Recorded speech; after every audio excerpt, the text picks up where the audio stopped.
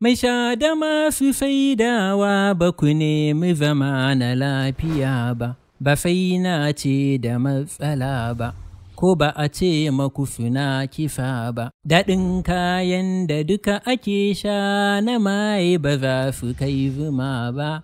Rashin ilimi da sana'a ne ke sa wasu fita shaye-shaye. Shaye-shaye wata mummunar ɗabi'a ce da ta addaba al'umma.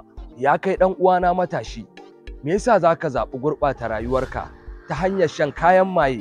A matsayinki na budurwa, mata aure ko kuma uwa, ke abar koyi ce. Wane kallo 'ya'yanki za su miki idan suka gane kina shaye-shaye?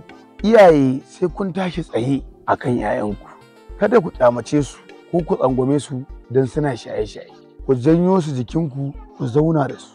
So da ƙauna ne kaɗai suke kawo da ƙiyayya. Ku san matsalar 'ya'yanku domin hakan ne zai ba ku damar shiga rayuwarsu don ku gyara. Idan kuma lamarin ya ci tara, ku nemi shawarar hukumar hana sha da fataucin miyagun ƙwayoyi wato NDLEA. Shaye-shaye yana kashe tunanin ɗan adam tamkar wuta da karmami. Shaye-shaye yana lalata tarbiyya. Sannan yana zubar da kima da darajar mutum a idon duniya. Ga kuma zunubi mai tarin yawa. Baya ga illoli ta fuskar lafiya, shaye-shaye yana janyo aikata muggan laifuka. Shaye-shaye ya yi sanadiyar haukata mutane da yawa. Shin me amfanin rayuwa idan babu hankali? Kana iya ƙoƙarinka, aikinka kake yi ba dare ba rana. Domin daƙile ɓata gari masu sha da fataucin miyagun ƙwayoyi. Shugaban hukumar hana sha da fataucin miyagun ƙwayoyi na ƙasa wato Muhammad Buba Marwa.